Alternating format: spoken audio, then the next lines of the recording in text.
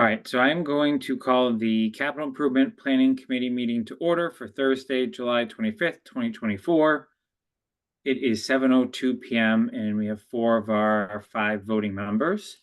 Just to denote, we are now a quorum. We need a quorum of 3 moving forward now that the article that was passed at town meeting in terms of the bylaw update officially passed. So we can never have more than 5 members moving forward and always need 3 to make a quorum instead of 4. First item is approval of outstanding meeting minutes. So the last meeting minutes are not ready. However, we do have a straggler set from January that I re-uploaded to the agenda packet just to see if we couldn't try to get those finalized. I did go back and add the meeting documents that were referenced to the bottom of it. Tony was the initial drafter of these. I think, Jeff, you had comments at some point. I know it's painful to try to do this on the fly, but I would really like to get these closed out. So I didn't know if there was other comments that we wanted to try to address. When did you upload those? Today or when was that? I didn't see that. Today, yes. Like not too long ago. Okay, I'll pull them up.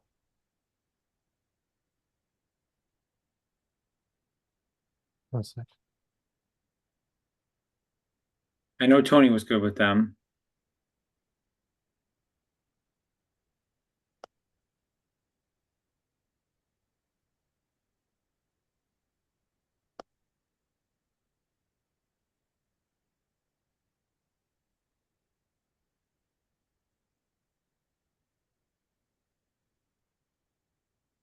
I'm not going to pretend to remember well enough to make any changes. And we initially talked to them, but we didn't approve them.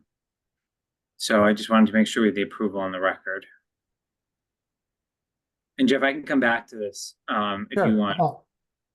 Okay, so let's go to, we'll do Neary, and then we'll have the fire chief come in, and we'll come back to this and then go to Bill, because I think his topic's a little longer. So quick update on Neary Building Committee. That committee has been meeting 1 to 2 times a week for most of the summer. On August 12th, the committee will vote on a recommended preferred path forward. The 3 options that are being considered are a new 2-grade school, a new 4-grade school, and a renovated 4-grade school, all in and around the existing Neary footprint.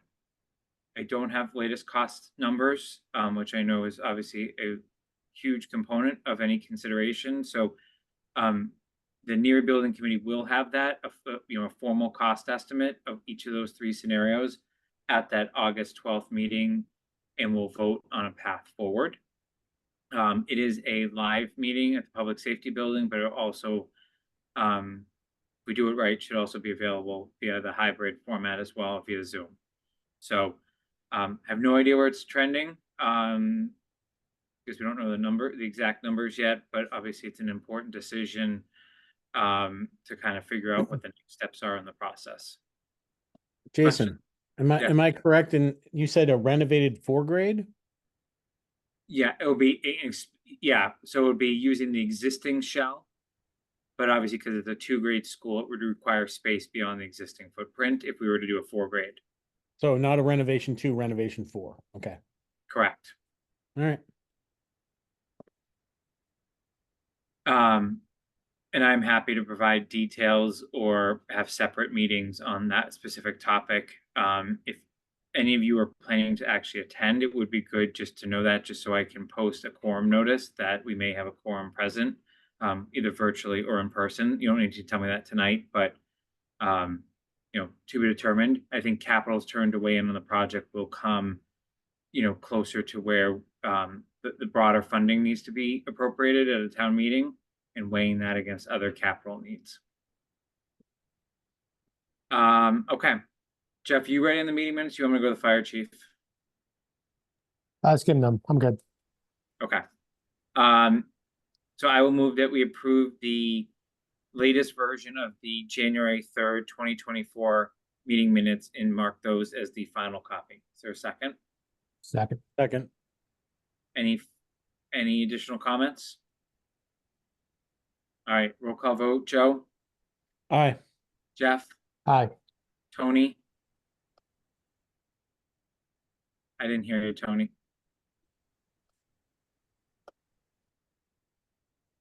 You're on mute right this Can second. you hear me? No, I'm unmuted. Can you hear me? That's better. Yes. Okay, sorry. Aye. Okay. Steve? Aye. And I'm I as well. So that's unanimous. All right. And while we were doing that, I was able to get the chief in the room. Welcome, Chief. I know this is your first time with Capital. I know we've had a couple times to chat, but you know, I don't think this crew has had the opportunity to meet you. So an official welcome from Capital. Thank you. With that being said, Chief, they have a copy of your submission, but maybe if you can outline why this came kind of top of your list and why you're submitting it, you know, now outside the capital cycle, just your Sure. thought process around it, and then we'll go to the committee for questions. Absolutely. So, you know, as I started here in Southborough, I immediately found a few concerns with our existing alerting system. You know, some of the technology is just legacy technology, and at the time the building was built, there probably wasn't anything better at the time. So it wasn't that it was an improper decision was made then. It's just technology's kind of passed it by. We've had some issues of some connectivity. IT has expressed their concerns as well, where it's just, like I said, just kind of a little bit of a legacy system. It runs off of I'm not too computer savvy, but it runs off a Raspberry Pi type operating system, which, you know, I know is fairly low tech.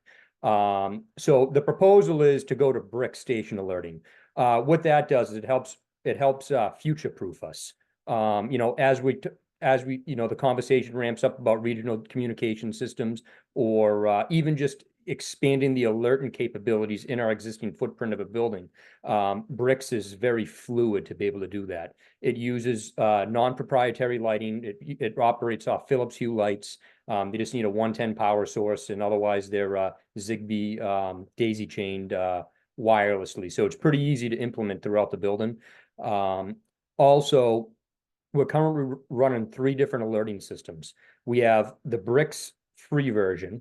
We have I Am Responding, paid version, and then also the APS, the current existing building system, which is a paid version.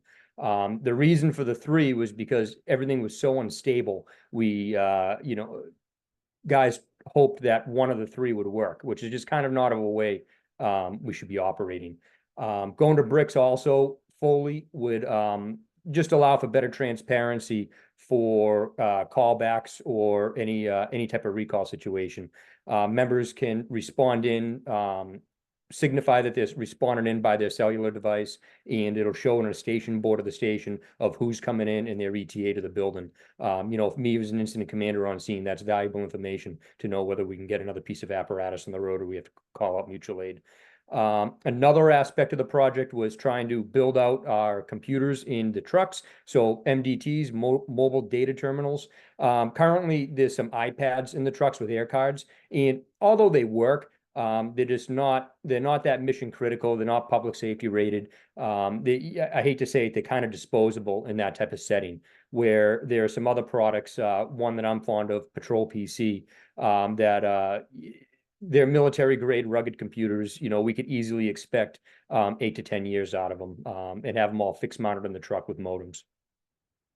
So also the point of bringing this today was a little bit out of the capital schedule is that there's possibly some ARPA money available to help fund this project.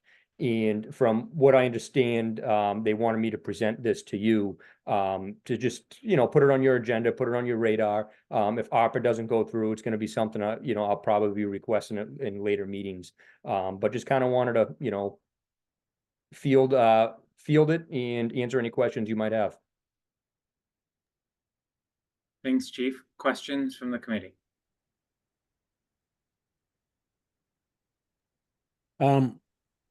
What are the concerns with operating for the next 6 to 12 months over what we have, with what we have? I mean, we're making do. You know, that's why we have the three systems in place where if one has a little bit of a hiccup, you know, the other two are taking over. So, you know, 6 to 12 months, I think we'll be all right. But you know, just another aspect that I didn't mention earlier was that bricks will help allow us to start tiering our response a little bit. It'll help us, you know, assign apparatus through a color-coded lighting system and audio notification. At 2 o'clock in the morning when you know, an alarm comes in, it's just easier for the guys to immediately recognize the apparatus that's assigned to that call to be taken. Just to, you know, we're small, musical trucks happens, you know, the ambulance crew has to bounce between the ambulance and the ladder truck. So just, you know, all the visual and audio cues that we can give them just help everybody get out the door faster and safer. Thank you. Steve? I just want to say welcome, first and foremost. Thank you. Are there other cities and towns that are currently utilizing this Yeah, system? a And lot. how's the feedback been from? Yeah, a lot are. So and I'm glad you asked that because so Marlboro's going online with it, and Ashland already runs it, and Hopkinton already runs it. You see a lot of regional systems. It's the alerting system that they're going to is their go-to, just due to its non-proprietary nature and its ease of implementation, even just the hardware aspect. The beauty of some of our mutual aid towns running the system already, there's a strong possibility that we will be able to tie, even before the potential of us going to a regional dispatch center, there's a potential of us being able to tie into their alerting system. So if we got to report a building fire here in Southborough, we could have the lights triggered in Hopkinton, Ashland, and Marlborough before the dispatcher even has to make a phone call. Thank you. Jeff? Two questions, I guess, two parts. First, so we've got three systems right now. Is there any risk? Maybe the first question would be, what are the operational cost savings for only having this one system going forward, if anything? It'll probably be about the same as what we're spending now. So right now, the alerting system, I believe that the main alerting system, I believe, is $1,600 a year operating costs. Then we pay an additional $1,000 for one of the two systems, and we have the free version of bricks right now, which is, you know, at no cost, which is pretty much just the mobile app, and that's it. And bricks going forward to go full blown bricks, I believe, is $3,000 a year operating costs. And then with three systems, I'm assuming we probably have some element of redundancy. If there's an issue with one, the other would work. Is there any considerations going offline from the three into one with having it's definitely, it's always a possibility. You know, luckily, you know, our shift commanders have cell phones that dispatch can immediately call by hand, and also the radio system works. So the radio system's on 24/7 on the station, and you know, there's an audible tone every time a call goes off. You know, it might be 30 seconds delayed from the alerting system, but if the alerting system failed in-house, they would the duty crew should be able to hear it over the radio throughout the station or on their portable radios if they're on the road. Okay, thank you, appreciate it. Other questions? I guess more of an update in related to an agenda item that's coming up is the select board has asked capital to look at like basically shovel ready projects that can be appropriated for ARPA funding. And that amount is up to 400K due to turnbacks that have come in from existing projects that have been approved. So I imagine, Chief, this is the same vein of how you started getting asked about some of your projects. So my recommendation to the committee would be that while the chief is here, we should take a vote of whether or not we want to add it to the capital plan. And then when we get to that agenda item, I think it's important that we raise the items that are already on the capital plan and discuss and prioritize that $400,000 ask, because I think it's also important we hear from the DPW superintendent. And also just wanted to acknowledge, obviously, this item was not on the capital plan. It's something the chief is bringing forward now. And I imagine he would have brought forward in the capital cycle that we're now about to start, if we didn't have this unique opportunity and funding source. Is everyone okay with that approach? And Chief, I will also tell you, because it may come up later if you don't want to hang around, because I don't know how long Bill's conversation is going to be.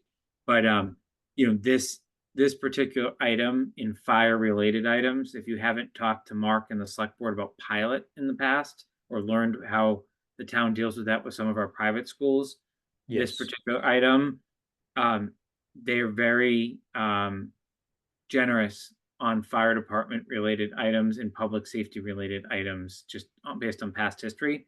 That's Okay. no obviously determined. So it's just another tool. Like when we look at certain projects, there are certain things that they tend to provide funding at infrequent intervals, right? It's based on discussions and negotiations. That's outside of our committee, but it is just a topic that always comes up and interlays into what capital does. So just another thought I had as we were talking through Okay. this, because I don't know where we're going to land with the 400K. Okay, so is everyone ready to take a motion to add this to the capital plan? All right, so I will move that we add the brick station alerting system and associated proposal to the capital plan for FY25. There a second? Second. Any further discussion? Roll call vote. Joe? Aye. Jeff? Aye. Tony? Aye. Steve? Aye. And I'm I as well. Thanks, Chief. Thank you. I'll keep you posted on whether it ends up in the ARPA bucket or whether it'll be part of kind of the next phase of how we talk about capital. Very good. I really appreciate everybody's time tonight. All right. Thanks, Chief. All right. Have a great night. You too. Thanks. All right. With that, we are going to go to Bill.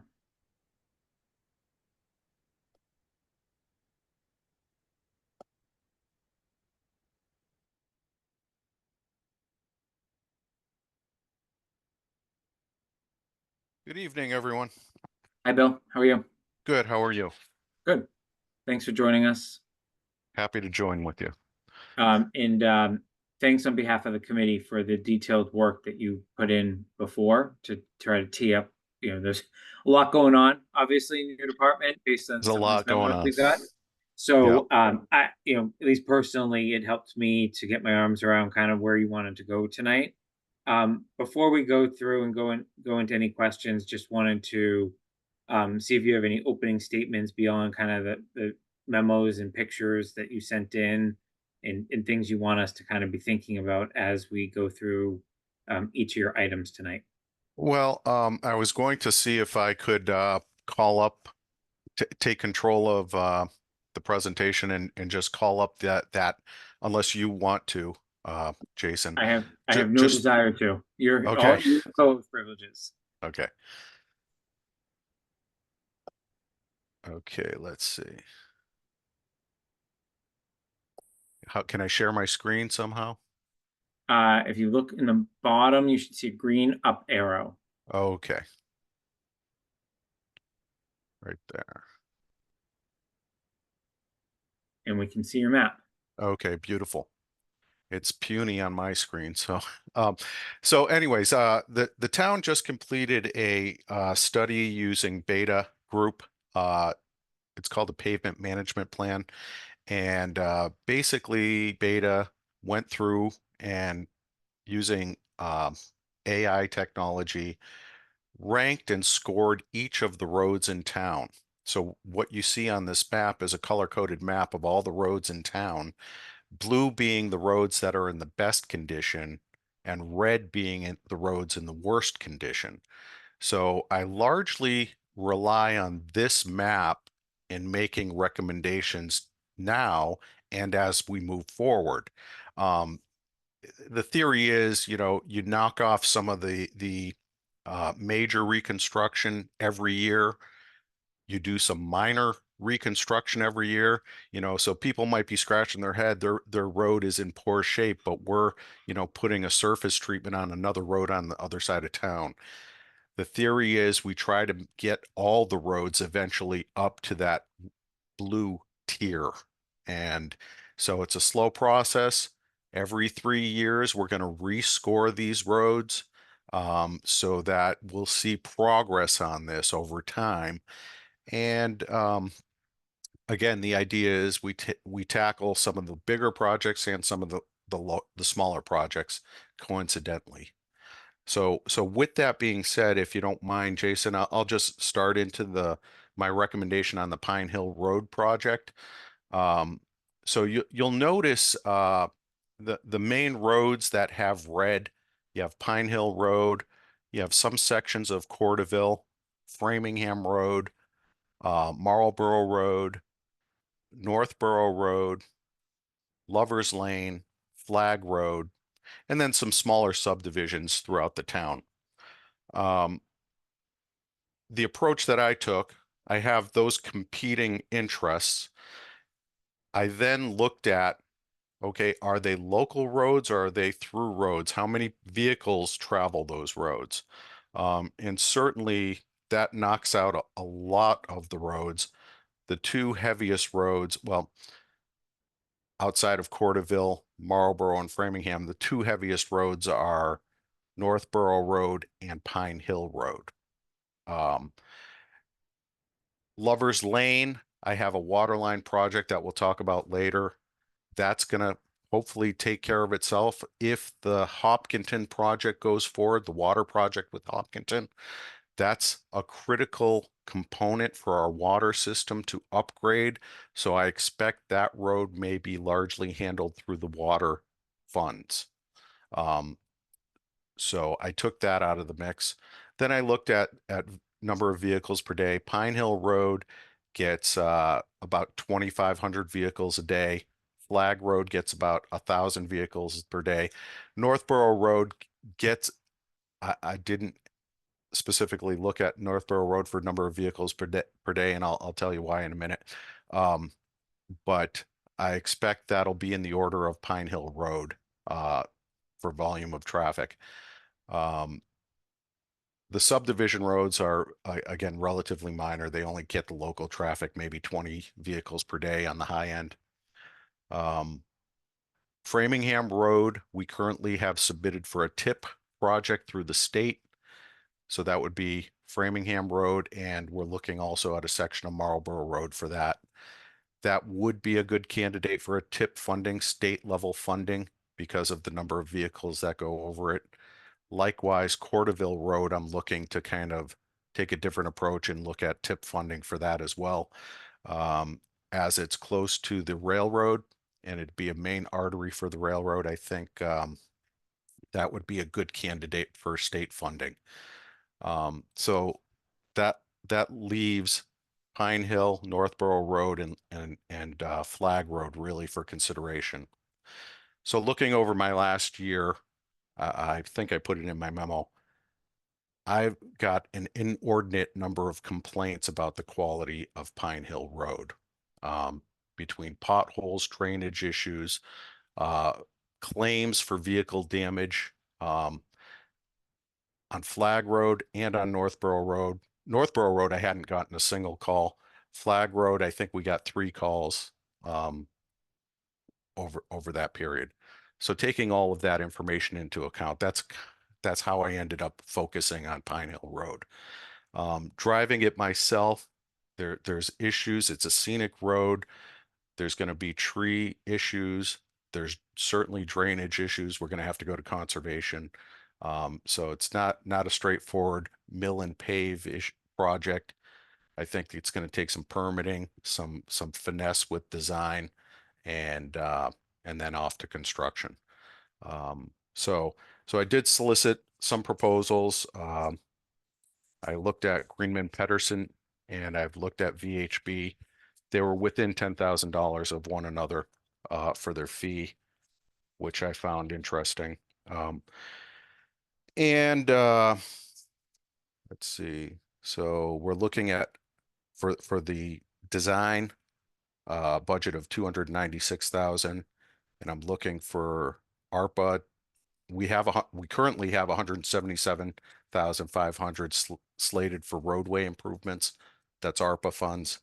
And then the balance of 118.5 would come from Chapter 90.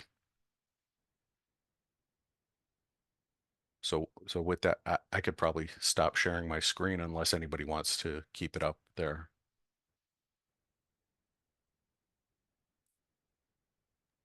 Does anyone want Bill to keep it up? All right. I'm sure he can pull it back up if there's other questions, but questions on Pine Hill Road. Yeah, I have one.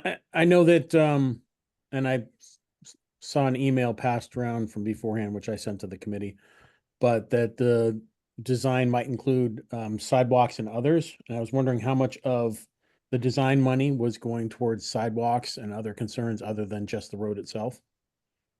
So since we're going through and doing a full analysis, we got to do a full existing condition survey.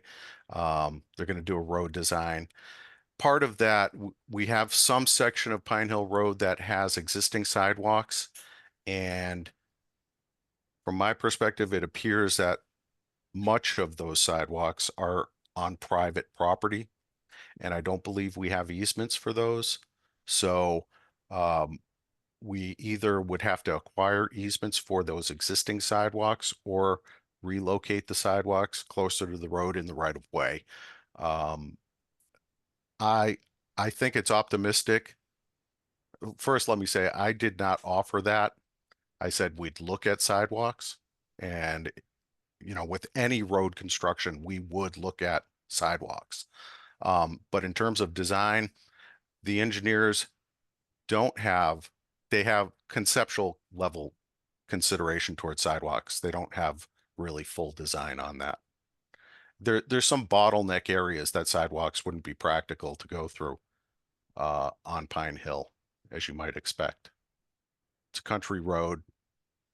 So in some areas, the stone walls are very close, so the path is very limited with steep slopes on either sides in areas. So, we would do what we could to the extent possible, and that's something we'll look at through the design process, but there's no predisposition that we're going to run sidewalks the entire length.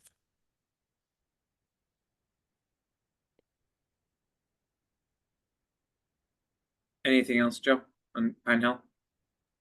No, we're just looking at design money, and we're looking at the 177 ARPA funds to go towards it. How much Chapter 90 money do we have presently? Off the top of my head, I would say about 2.8 million. Okay, because when we were looking at, I read that report and it said that we were looking at about 14 million overall in need in the town for our roads, and that they were saying that we'd have to put in about $850,000 a year to keep even. Yeah. So So along those lines, I have to interject, and if you No, caught please my do. presentation with the the Mhm. select board, I'm very careful with throwing numbers like that around. As you'll see later tonight, I have a number of projects that are pertaining to sinkholes in roads. If you go through and just look at this report, which only looks at surface level paving, it doesn't take into account any subsurface issues. So if we have pipes that are failing, if we have inadequate base material, it really doesn't get into that. You have to take them one at a time. This is really just a planning tool. So, it's good that they have numbers in there to kind of, carry, but are they real? No, I wouldn't rely on them. No, thank you for that. I think that's a very valuable statement to make. So what you're really alluding to is the fact that, the numbers they're giving are probably vastly understated in terms of dealing with a lot of the conditions and other situations that we're going to run into. Is that Correct. correct? All right. And what is our allotment for chapter 90 every year? Or a roundabout? Do you have any idea? Roughly 400,000. So it's $400,000 a year. Well, Yes. I'm just trying to configure because we've been allotting what about right now about 500,000, Jason, per It's year? 400. Yeah, go closer to 400. Yeah. 400. So is that would you think that that's enough money for us to be doing on an annual basis, looking at say the chapter 90 money, this report, and what you think we're doing, looking at the costs as a whole? Well, really, that's a policy decision that needs to be made. In other towns, they usually take a report like this that was just done, go to town meeting, and get a capital project. They bond, $20 million worth of projects, and Right. then they prioritize those, worst case roads, knock those out of the mix, and then the funds that you're talking about with the lower level are good for maintaining all the roads, not reconstructing the roads. Right. Well, when you're mentioning policy, because it hasn't necessarily been our policy to be bonding these things.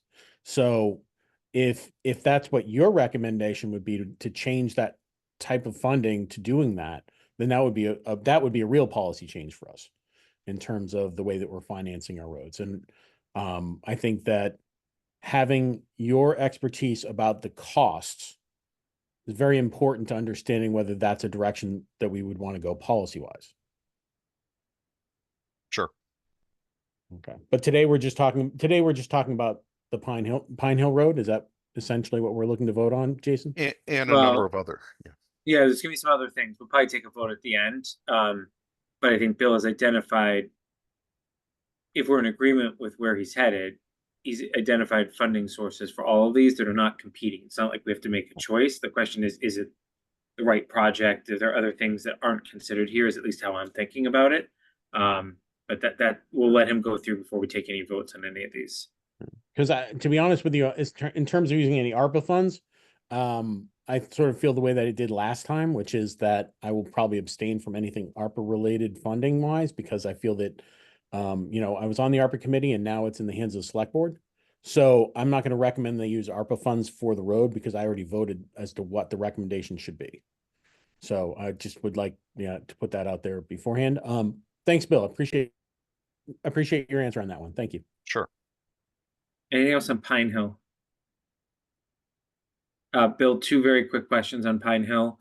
I assume if we're paying almost 300,000 in design, that the actual project with or without sidewalks, we're looking at $1 million plus. Oh, you're over $1 million easy. Okay. Yeah. Generally speaking, the engineering would roughly be about 10% the project value on something like this.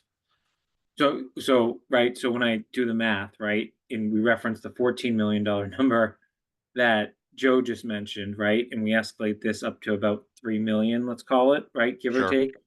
We're saying that this one project represents about 1/5 of our road project needs.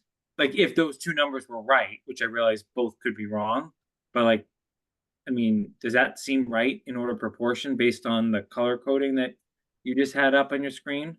Yeah, I think, again, I'm looking at, I think that project, what's going to end up happening is we're probably going to divvy that up into sections, Okay. and take care of the worst sections first. But, I don't want to say too much before we get a design and see what we're up against. The That's fair. design money is really going to help us understand the full scope of the issue that's out there. Okay. And any one of us that have driven that road understand how tight it is already, obviously. Okay, my other question, to at least inform my vote, is you mentioned Framingham Road, you mentioned Corderville Road, and you mentioned both of those being potential tip projects. Corderville Road in particular has been on our capital plan since before we were a capital committee. Yep. And every year it becomes this, right? It's the biggest item on the capital plan, absent building projects, right? It keeps getting pushed down the road because there's either questions from abutters because we hadn't gotten far enough in design, we had change in your role, for example, all that. have you done all the work needed that the town would be expected to do on Corderville so that you could take that to the state to pursue tip funding? The simple answer is no. We have design plans that are 100% complete if the town were going to put it out to bid. I don't recommend that. I would much rather the state pay for the construction associated with this. And I think it's a very good candidate to get approval from the state, given the proximity to the train station. So I wouldn't understand why we wouldn't seek state funds for that.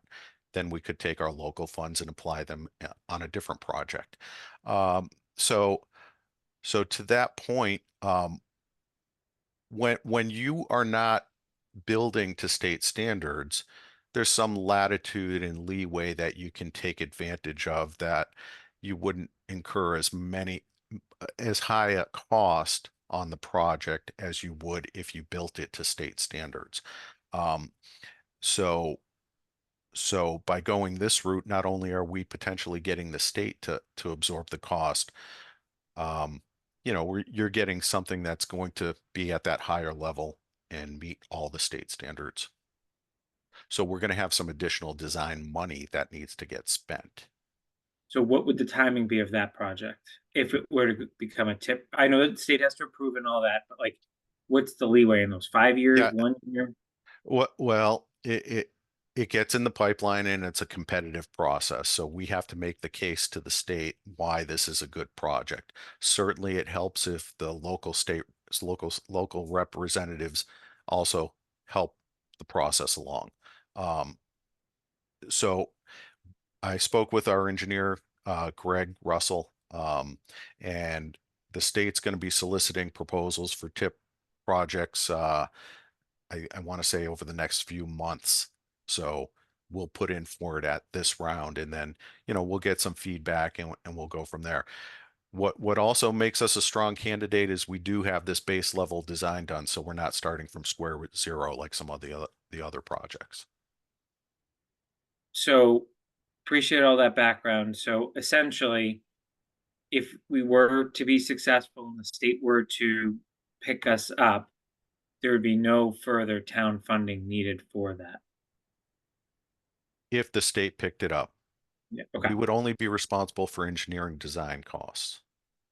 Which, how much of that do we still have to do? Again, we have a full design, but if we go with the state, they're going to have to redesign some things to meet the state standard. So Okay.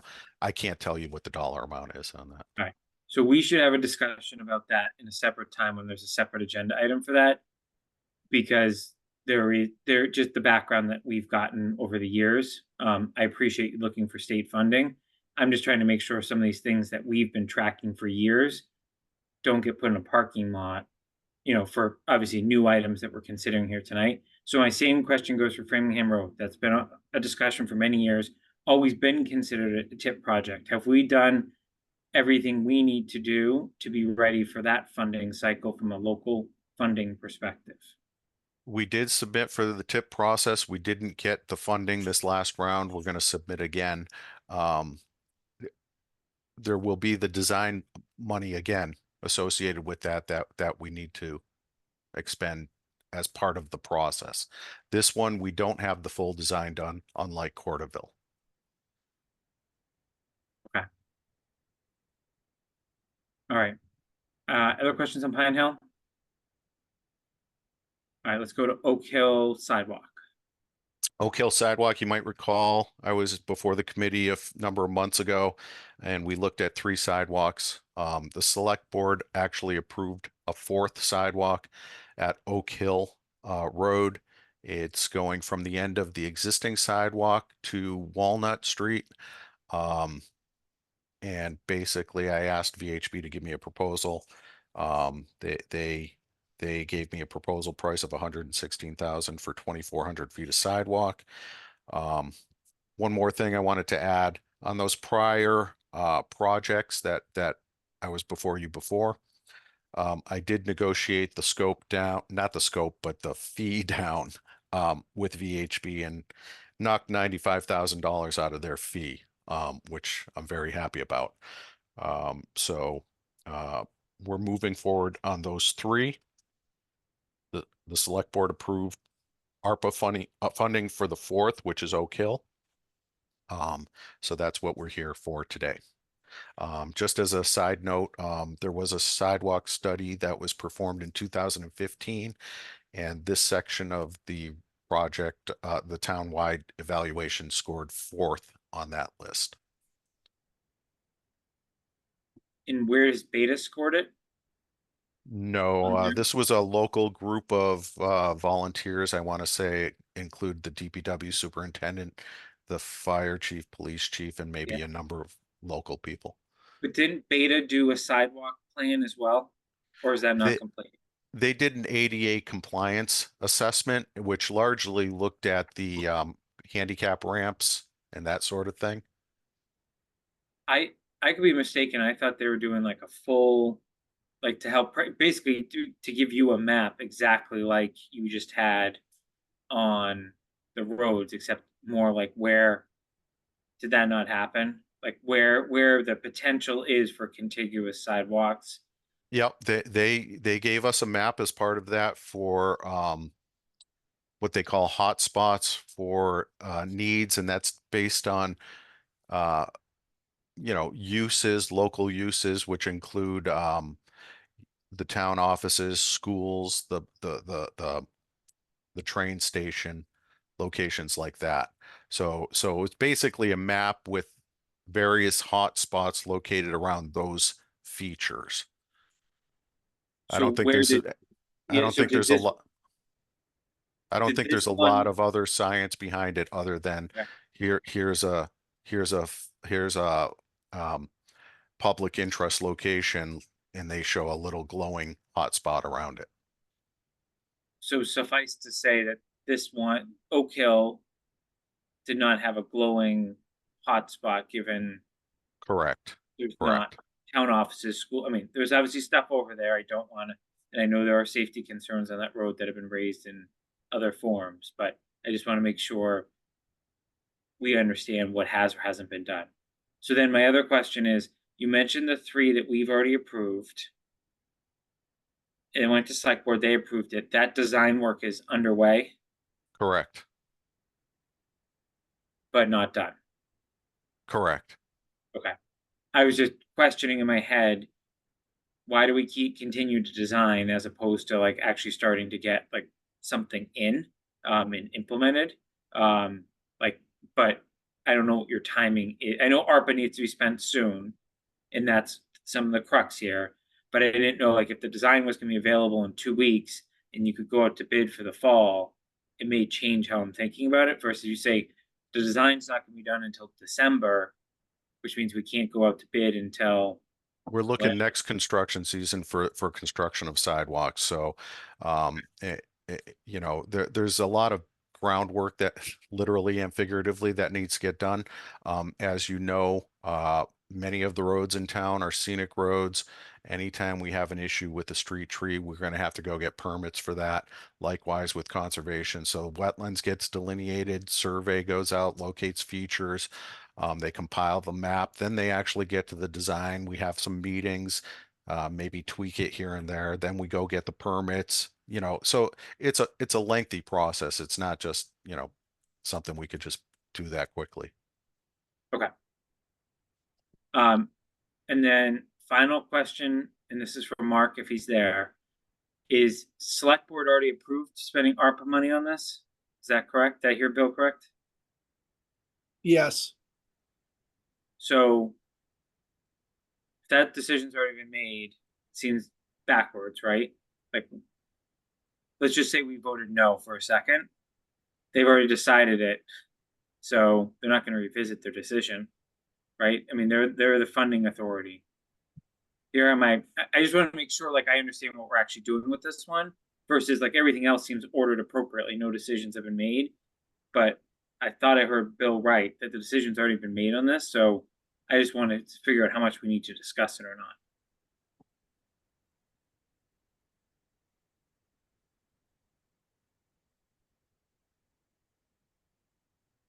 and Mark Freese. No, sorry. Can you repeat that again? I was asking if the select board has already approved this, Yes. then procedurally, regardless of whether we go up or down, doesn't matter. I don't know. I mean, it's probably more belt and suspenders as to where you stand, but at the end, it's probably, you're right. Okay. Joe, I saw your hand was up. Yeah, no, I like the point you just made, Jason, which is really interesting. But I had a different question sort of in general for Bill. Because I know that I've mentioned to other people, not necessarily on this committee, when you're talking about doing the variations on doing, you know, major versus cosmetic. I know that there was what's the hot box and the other piece that you're looking for, the roller? Is that something that's on? I know it's on for next year's capital plan or for next year's budget cycle. But you know, given that we're talking about doing roads and sidewalks and things like that, how important would that be in terms of getting things started early in the spring as opposed to waiting another 6 to 12 months to get that on board for doing some of those cosmetics and other types of projects that we're talking about doing now? Can you help me out with when you say cosmetics versus major? So I'm looking at the road construction map. We're not going to be, we're not going to be paving new roads. If there's a minor section of a road, like a good example is Acre Bridge Road, or even Woodland Road is a good example, where there's a few rough spots, and Acre Bridge isn't a great example. That's all rough. But Woodland Road is a good example where there's a few tough spots that we could probably mill out and then pave relatively simply. And I think that's where having an in-house piece of equipment would be helpful, not necessarily for some of these bigger projects that we're talking about. I think what I'm sort of inferring here is that we're throwing around ARPA an awful lot, and we're throwing it to things that wasn't necessarily originally. Some were in the ARPA plan, some weren't. And we're really talking about, as Jason said, a lot of design. And I'm thinking more about spending if this would be a wise expenditure of that same ARPA funds to have really, you know, the tire hitting the road, where, you know, we get that funded and get that bought. So in the spring, you're ready to go on some of these other types of projects that you're saying we're probably going to fit in because they're good maintenance items for the roads. And I know that when I talked to when I was running and I talked to some of the DPW guys, they said that they were disappointed that we didn't have this type of equipment. Yes. Because they were doing cold patch and other sorts of things that were less productive, and they felt that it was wasting some time and it was not as productive as it could be. And if we're going to talk about spending money on ARPA money on design for projects that are then going to be even, you know, if that's only 10% of the expense of doing them later, are we better off spending the money short on getting equipment that we can do projects more immediately? I mean, I'm happy to have that conversation with Mark, and see what kind of excess or return money we have available from ARPA funds. I wouldn't want to jeopardize what we're proposing today. In spite of that, I know the in terms of Pine Hill Road, the 177.5, that's been slated for highway improvements for a while. And you know, that seemed to just supplement this project as we move forward. In terms of, I mean, I could think of another use of equipment that I recently spoke with Jason about. We have a spreader that we could use. I don't know if you've noticed, in various locations we did put up some berm around town. You may have seen some of it. A spreader would allow us to fill behind the berm in a less labor intensive way and be more productive. And you know, I drive around town, I'm just amazed as to the lack of berm that we have throughout town. We have drainage systems, but no berms. and if we install berms at locations, I'm sure it would reduce our complaints on stormwater, which is some of the locations that we put these berms in. So, um, that's just another example. It's relatively inexpensive. It's like 18 grand for the spreader, and it just would save an enormous amount of labor. We've also started stockpiling some of our pavement millings behind the transfer station. So we have a good resource for areas that abut wooded areas to keep brush down. So it's many ways that we're saving money by having that sort of equipment. And I still think that's a good thing, and I'll put it in my next capital plan. If we think that ARPA funds are suitable for that kind of thing, then yeah, I'm all for it. Well, But the ARPA funds are totally in the hands of the select board at the moment. yeah, They make the decisions, and they need to be allotted. So equipment is a very valuable place to put that money, because we can put that directly into, you can get a purchase order out. right, And we can get that done, especially with a town meeting coming up, special town meeting coming up fairly quickly. right. So, as opposed to these projects that we're looking at doing design funds for and other types of things, equipment purchases would be, if they can fit into the ARPA, would be a really good way to use that money. Right. So So- we're definitely commingling the discussion we're gonna have after Bill presents each of his items, but I know I opened that can of worms, Joe, a little bit, so I apologize for that. Are we, any other questions on Oak Hill? Again, we're not taking a vote on it quite yet. All right, before Bill, I let you explain these water projects, because you've denoted retained earnings dash enterprise fund, I have to ask Mark, is this something that requires a town meeting vote or no?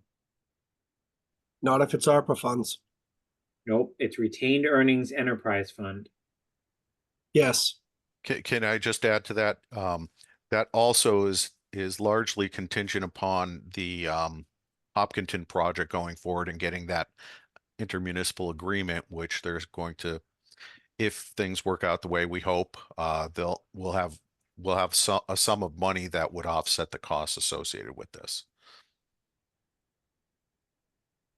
Okay, that was one of my questions, so that's good to know. So is it your intent with each of these items, Bill, that you're gonna put these on a fall town meeting warrant then? No. Lover's Lane needs to get done. That is entirely contingent upon the Hopkinton project moving forward. So we need that intermunicipal agreement in order for us to move forward on that project at this time. And the timing of that approximately is? Again, design this year, looking for construction sometime in the future after the Hopkinton project, is real. So when do we think the IMA may be signed? Mark, do you have it? I don't have a firm date on that. I was very willing to let Bill handle that one. My understanding is we're closer to the end than the beginning. So, I would think within the next 3 months or so, I would think that IMA gets signed. Okay, so let's just say capital approves these tonight. And the funding source is retained earnings dash enterprise fund. You then have to bring these to a town meeting, is what I heard Mark say. Did I hear that correctly? Yeah, if you're gonna spend retained earnings, it's town meeting vote. Okay. So it's gonna be a spring town meeting, so an annual vote, or we're gonna try to jam it into the fall contingent upon the IMA getting signed. When you say fall, you mean this fall? Yeah, like the September, what is it, 30th mark? Yes. I'm just trying to think about when capital, like how much detail I should have Bill go into this now or not, is I guess what I'm trying to figure out. Let me just add, the draft of the IMA says that we are to be reimbursed a sum of money. So Right. we have to spend it out of our account first before we can get reimbursed. If we're in a position prior to the fall town meeting warrant closing, yeah, I would put it on there. Other than that, and I think that's optimistic, frankly, Jason. I Okay. think we're looking at the annual. Okay. So to me, I'm happy to listen to them tonight, but the action obviously would be on these three would be more relevant for our normal capital process that we'll do this fall. But why don't you I just want to get that out of the way now in terms so the committee can think about the questions, because any vote we take on this tonight is just adding it to the capital plan versus the first two. That's like actual Bill can go out and spend the money tomorrow once he has the appropriate documentation from the select board. So I want to differentiate between these topics, if that makes sense for everyone. So Bill, why don't you just give quick or anything that isn't in your memo that you think we need to understand in each of these three? Water project Lover's Lane is, I want to underscore the fact that we had a master plan study done. Lover's Lane scored as one of the more critical features in our water system that needs to get replaced. So that's the theory behind that. Water main loop at Presidential Estates and Fisher Road. Again, that's in our master plan, our water master plan. It's scored high. It will dramatically increase the flow in the system and the pressures in the system in that area, and would have a better impact on water quality, generally speaking. Leak detection, we need to every other year do a thorough leak detection under MWR regulations of our entire system. Historically, that's been about $10,000 of expense. I want to get a good solid baseline. We have an inordinate amount of unaccounted for water that I want to make sure that, I'm satisfied we've identified any potential problem areas. So that's why I kind of increased that from 10,000 to 15,000. Okay. Questions on those? All right. Do you want to go to sinkholes next, Bill? Sure. So we've been having a crazy number of sinkholes throughout the town. If you haven't watched the video in that first one on Willow Street, I encourage you to. It's really dramatic. We are working with Power Engineering on doing a design of this, and these designs aren't just a matter of putting a pipe in the ground. They have to do hydraulic analysis on these culverts to make sure they're sized properly, and then we have to meet stream crossing standards if it's appropriate. And so the first one's Willow Street. That location has a number of businesses. It's a critical area. We are currently in the process of applying for a DER grant to pay for some of that. I'm optimistic we're going to get a favorable result, but this is in lieu of not getting a favorable result. So it's 192,000 for Willow Street. I'm looking at Chapter 90 funds if we don't get the grants. Second one is Northborough Road. We have a sinkhole. It's off the edge of the road. It's a pretty major stream crossing.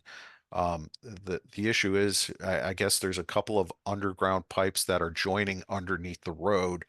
At this location, there's actually a manhole there, and this entire section of pipe, which is a corrugated metal pipe, has failed and is washing downstream. We're moving as fast as we can to, get the process going. Likewise, we're going to apply for grants. This area is not as critical as the Willow Street, but nonetheless, it's very important. So that, again, Power Engineering gave us a proposal of $115,000 for that. We're looking at Chapter 90 funds if we can't get a grant.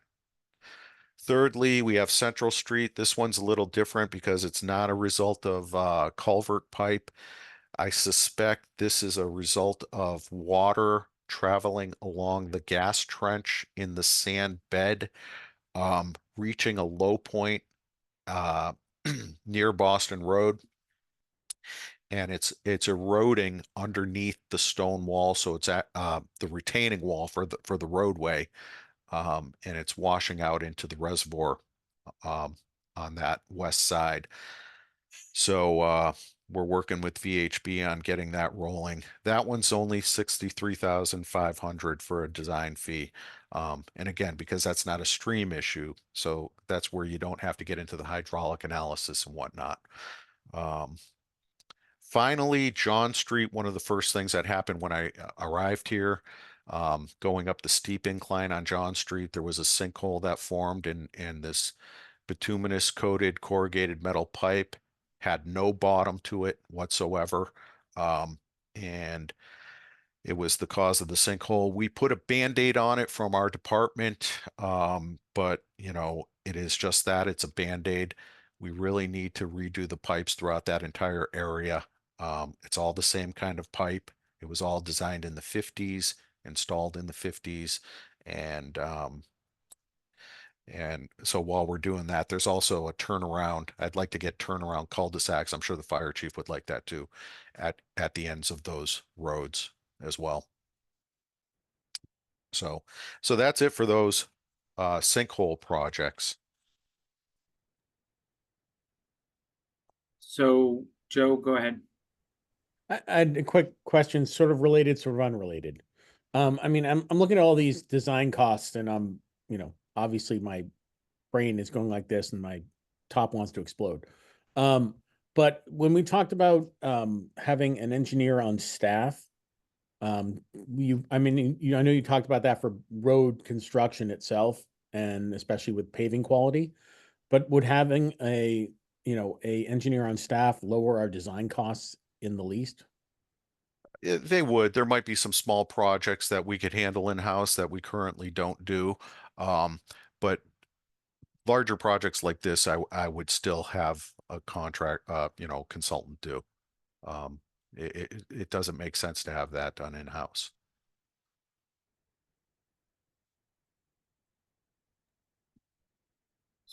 So Bill, these are all designed. So 4 separate projects just to figure out how to fix them, Correct. essentially.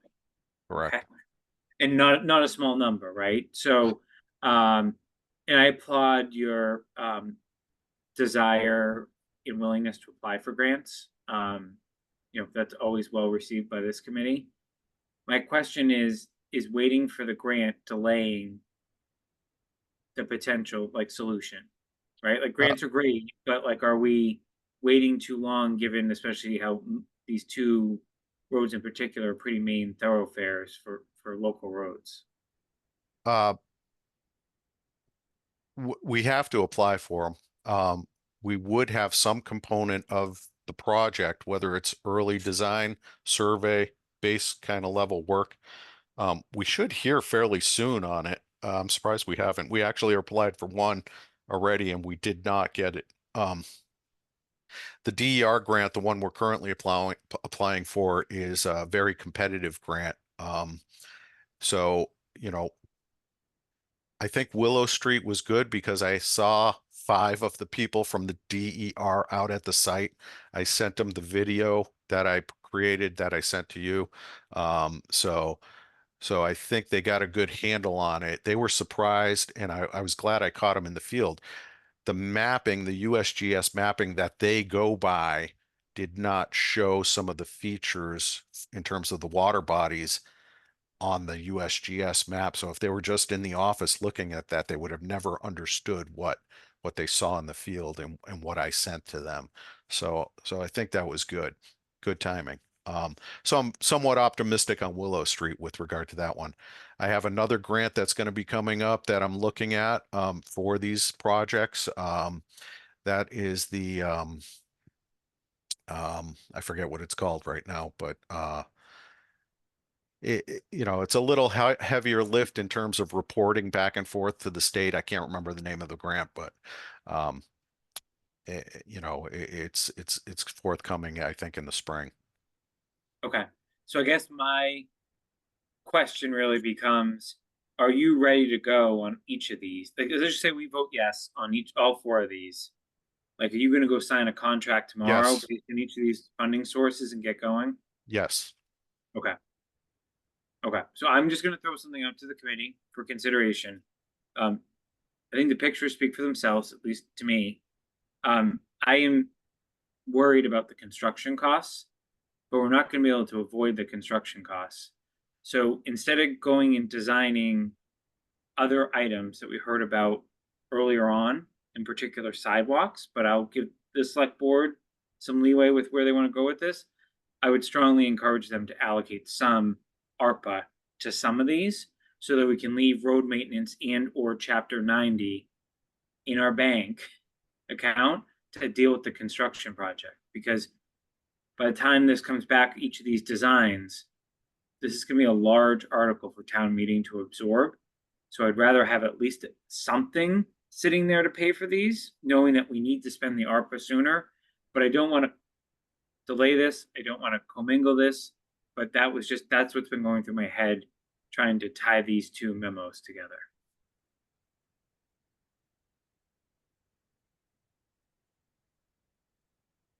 And if Bill's ready to go, I know Carla's ready to spend and would gladly clean these accounts out.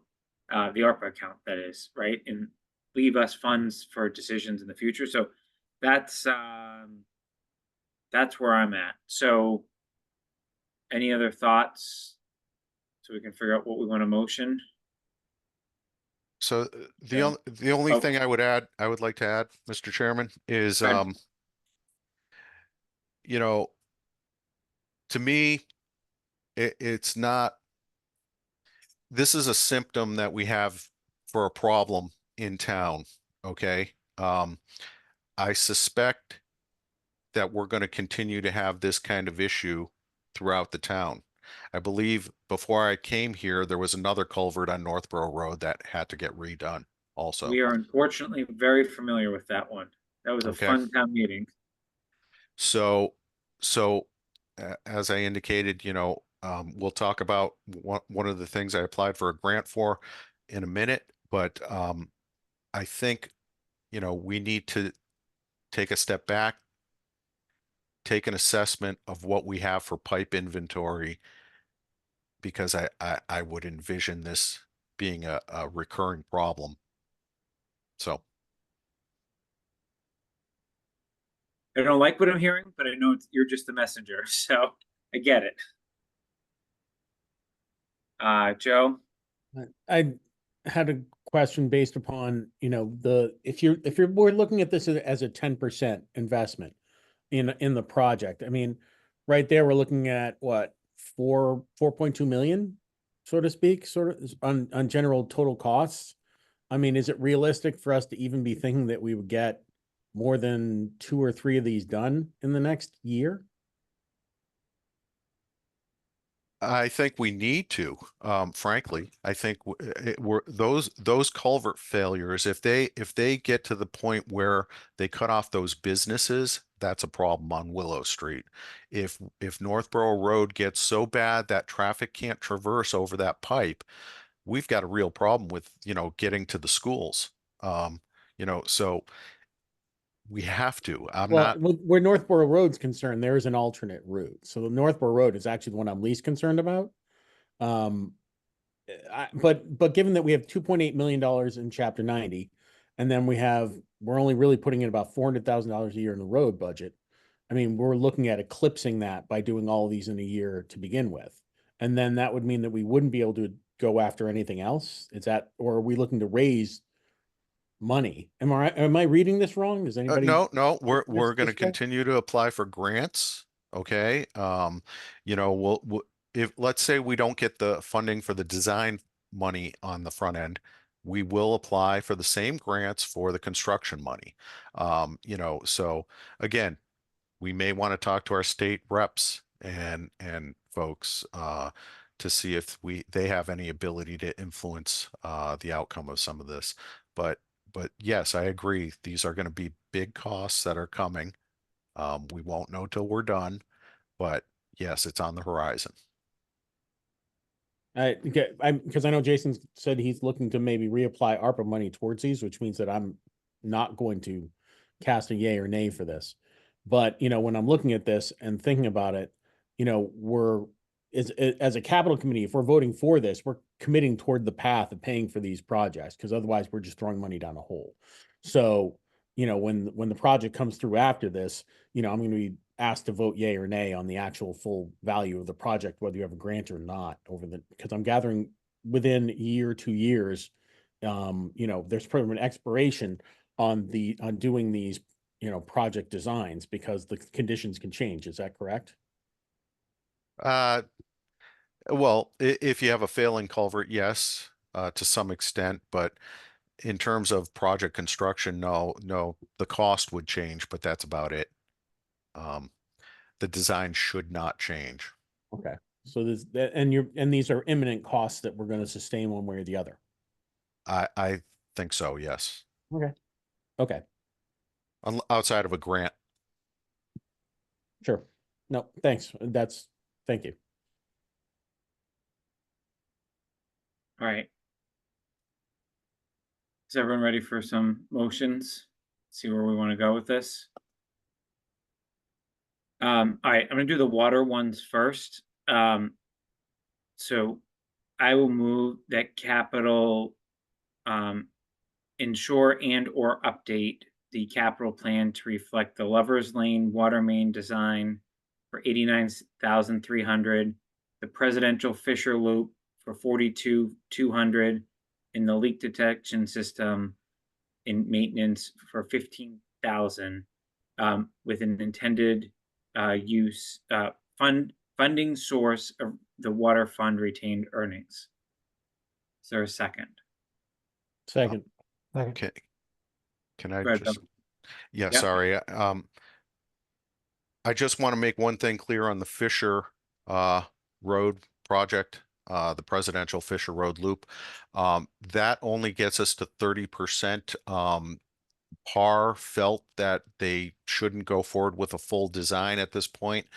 They wanted to get things in order to start the discussion with CSX because there is a CSX railroad crossing as part of that project. So just sidebar. I.e. that you'll have a second number for us in the future on that loop. That's right. That's right. Got it. Thank you for clarifying. Is there any discussion on the motion? All right, roll call vote. Joe? Aye. Jeff? Aye. Lost Steve. So Tony? Aye. And I am aye as well. So that's a 4-0 vote. Okay. I'm going to make a motion. You can certainly reject it, but it's going to be along the lines of what I've already articulated.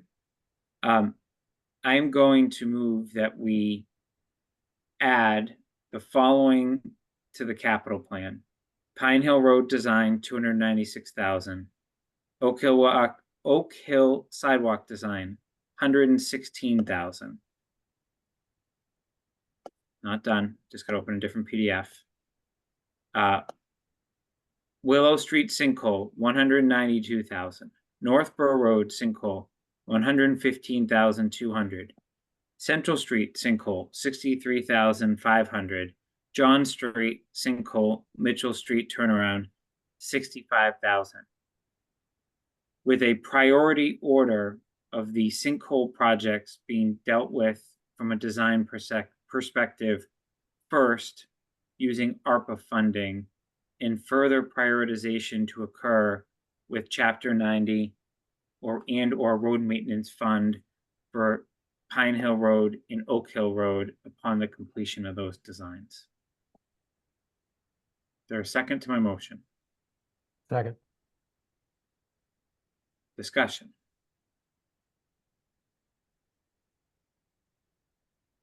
Go ahead, Jeff. Can we add a further prioritization of the design funds to supersede any potential sidewalks on Pine Hill? I think that was something we had talked about. You're saying you don't want to spend money for sidewalk design on Pine Hill? Is that what you're saying? Prioritize. I would prioritize the culverts and the sinkholes. Design money for those. So, Bill, keep us honest. I think you said they will always look at sidewalks as they go there, but that wasn't really a part of that actual funding request from the design. I really don't think it's going to have a big bearing on design cost unless we are looking at taking easements or taking trees down as part of um, a permitting process with the planning board, with it being a scenic road. So, you Right. know, if we have those types of obstacles, certainly the cost of putting sidewalks in would be, you know, untainable. So I don't think we would proceed with it, but Okay. certainly, vote that way if that's what you feel. I have no issue with that. So I think the way to address your comment, Jeff, is when I type a memo up to the select board, assuming if everyone's on board with the direction we're going, I would list the 4 sinkhole projects in order as they appear in Bill's memo, unless he thinks he wants to reorder them. I would then go to Pine Hill Road and denote road construction in it. Then I would go to the sidewalk project on Oak Hill and then put a note that the committee, while is very supportive of sidewalk endeavors, believes that these sinkholes present immediate safety issues for the community that need to be prioritized with available funding. I think that's fair. Does that make sense? Yep. Because I am worried with this. The reason I'm putting the motion forward the way I am, Joe did some basic math on the sinkholes. I did some basic math on Pine Hill. Right, you start adding these things up, we're not gonna be able to approve all these in the same time period in terms of actual construction funds. Now I realize Bill has some Chapter 90 that'll continue to grow. He'll have some road maintenance, but there's a bond project somewhere as part of this that is millions of dollars just dealing with the projects we talked about tonight, ignoring everything else that Bill had that was, word of caution, right? In some of those color coding early on in the meeting. That's at least where I'm at. I welcome changes to my motion, or you can just vote it down and make your own motion. But I figured I'd try to capture something along the lines of where I thought the conversation was going.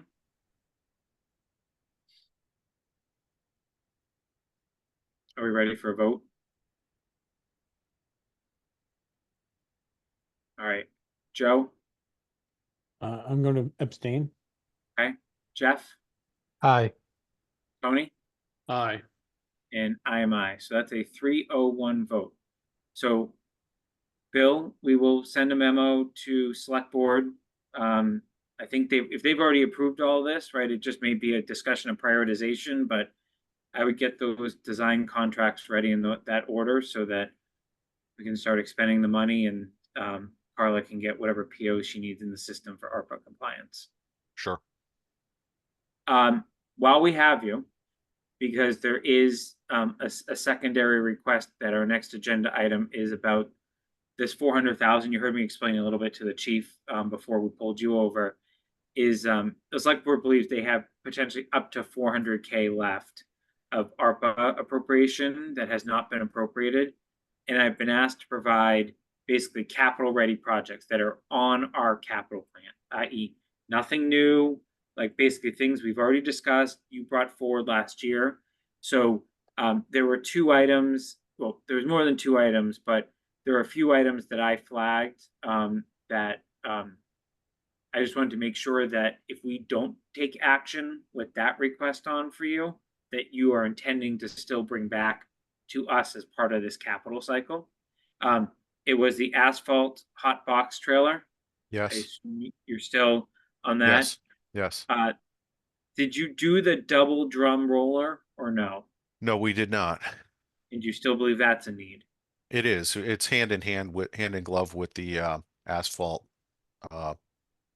machine. And what did you term was it a spreader that for the berm that you brought forward and we turned Yeah, down at our meeting? the spreader mounts on the back of a 10-wheel dump truck. The dump truck has a load. The spreader has a conveyor belt on it. So as the dump truck body goes up and dumps material into the conveyor belt, it shoots it out on the side. So it's good for backfilling, behind a berm. I plan Okay. on, installing berms throughout the town in various locations, and this would save me from hiring an outside firm to do this. Okay. All right, so that's the third item. The fourth item is the second trash trailer for 125,000. I assume nothing has changed in terms of your That's need correct. there. Yep. Okay.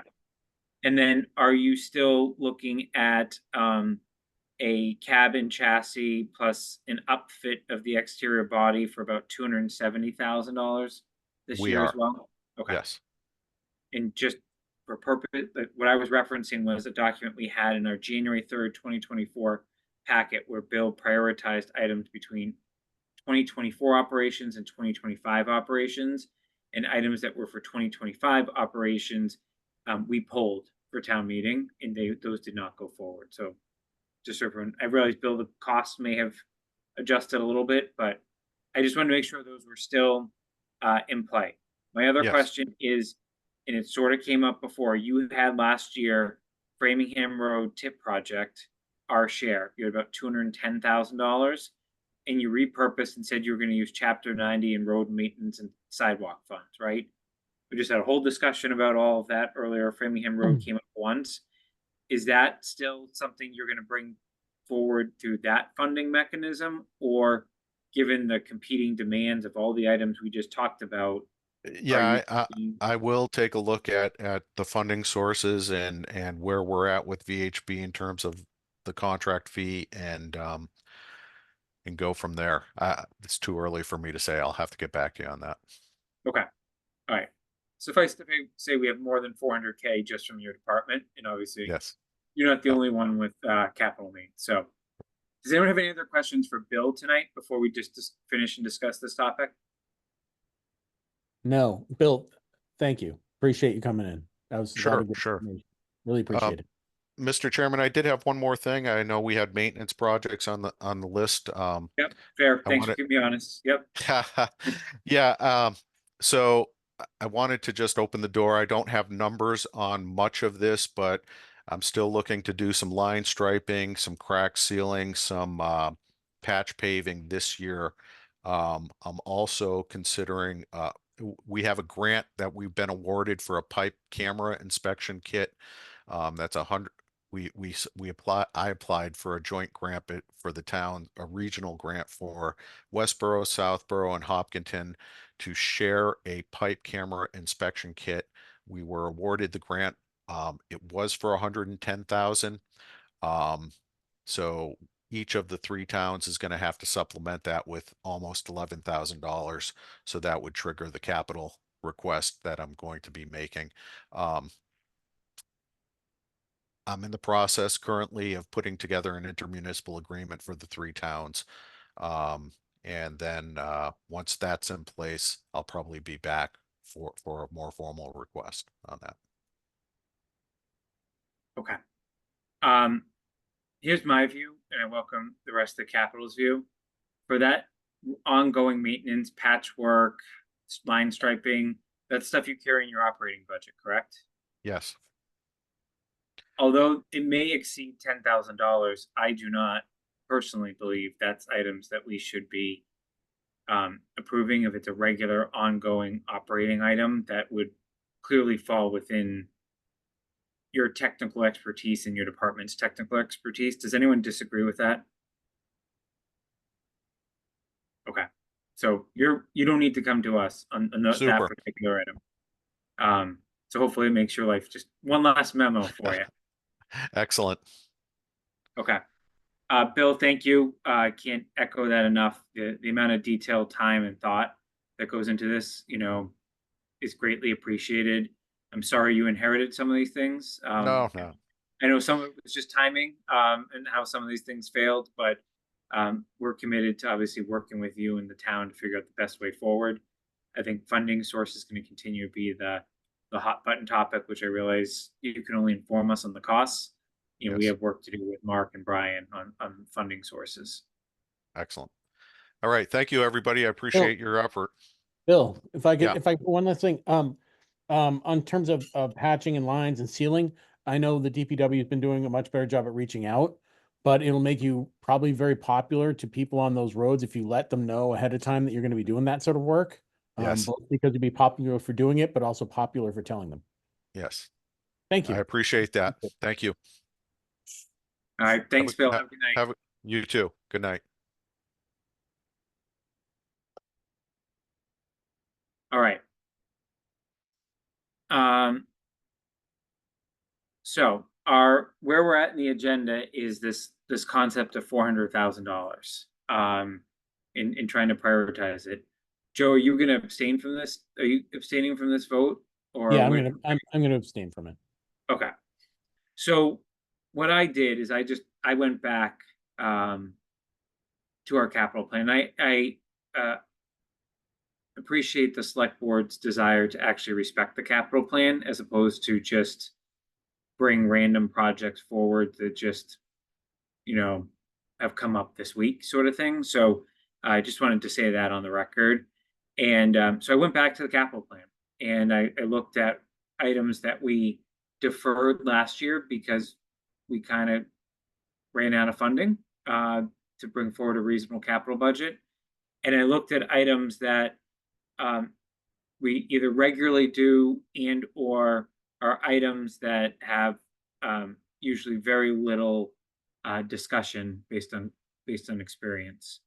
So, and I very quickly got above $400,000, but I do think we should rank these because I don't know that the select board is going to have exactly $400,000. So I think if we do have a order of priority that we can all agree to, we should do it. So the items I came up with were the hot box trailer, which is $24,500 for the DPW, the double drum roller for $17,500, a trash trailer for $125,000, and the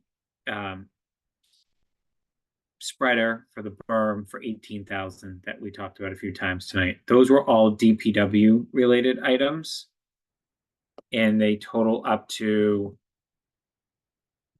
if you weigh all of them the same, they add up to $185,000. In addition, when you go to the capital plan outside of the DPW, for this year we had, I went to the wrong tab, hang on. We have our normal police cruisers, and we've heard from Chief Newell in the past, right, of how long some of their procurement has been and is taking. And that's usually $150,000. So given that we have well established a need for 2 cruisers a year based on their staffing, mileage, etc., I was thinking that that would be a very hopefully easy item to take off the board for town meeting discussion now, give the chief the ability to order them, get the PO in, which satisfies the ARPA requirements. But I also weighed on the, at least when coming up with a preliminary list for discussion, I also weighed, where do we have the conversations at town meeting usually, and what items are contentious versus not. And obviously this is just a recurring item that comes forward every year, and I don't think we've had a comment on this particular item in 3 or 4 years at this point. So those were the items I saw as the likely path forward, least controversial path forward, but also the items that would make our town accountant very happy to finish out ARPA once and for all and make our capital cycle manageable this year. Not easy, because I'm sure Bill's gonna have a construction project for us after all this design, but more manageable. I think we all know the Neary decision is not going to be a light decision for the town and is going to put pressure on all capital items. So anything we can do to help move items forward that we know have to move forward independent of that decision is my intent, and I believe the select board's intent. So with that being said, I welcome feedback or objections to any of those items that were raised.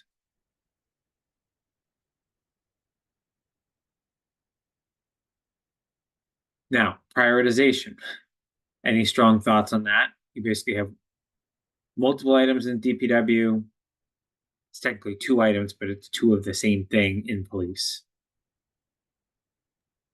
Do we need to prioritize these, Jason? I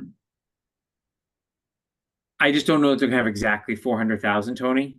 I mean, to me, the easiest way to put it is obviously if one thing had to fall off, you only approve 1 out of the 2 cruisers, sort of thing. Or let them pick, right? I mean, that intuitively, right?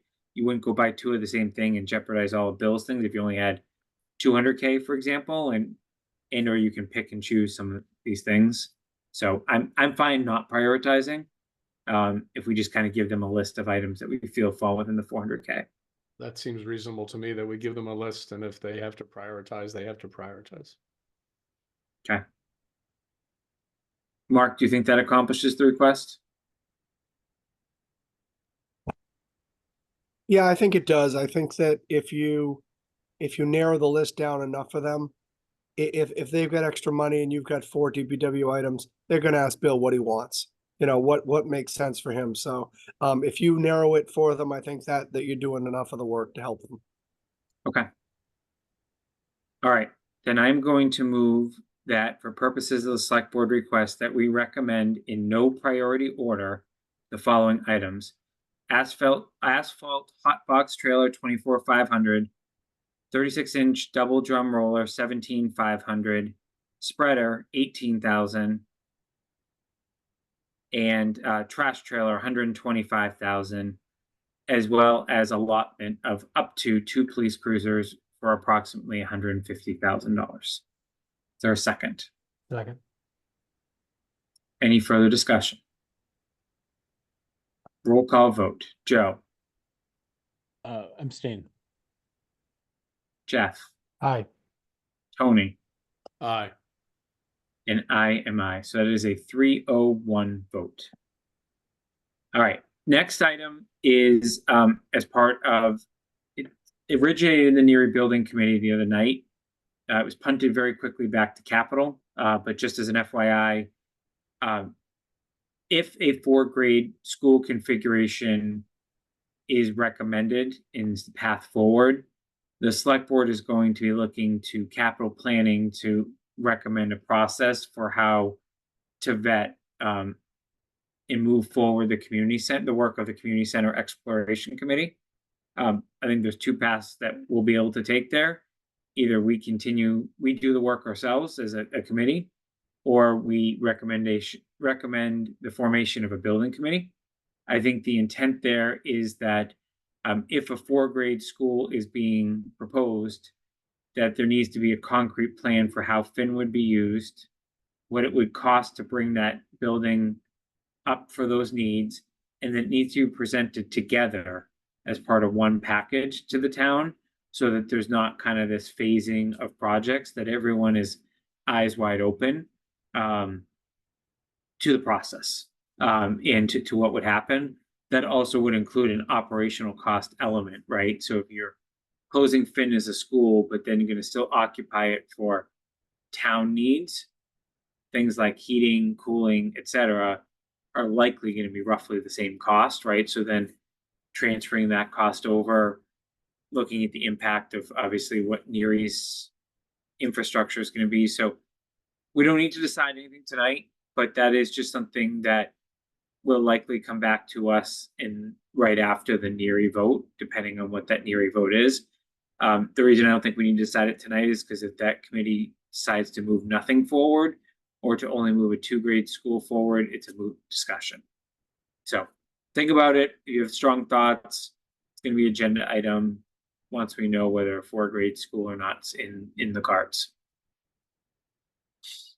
Next is FY26 capital request process. The email went out to each of the department heads, and I thought it was very clear that if they need help or representative capital to meet with in advance of coming up with their plan, to just let us know. So if you have any strong desire to be any sort of, I don't think we need to assign formal liaisons, but if you're very interested in DPW matters, recreation matters, etc., I'm happy to connect any one of you with any of their reach outs.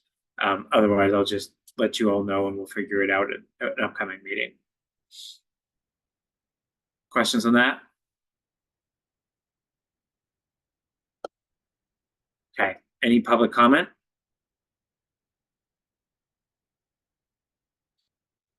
Any other business? Okay, I'll move to adjourn. Is there a second? Second. All right, roll call vote. Joe, Aye. Jeff, Aye. Tony, Aye. and I am I as well. Have a good night, everyone. Thanks, Jason. Thanks, everyone. Thank you.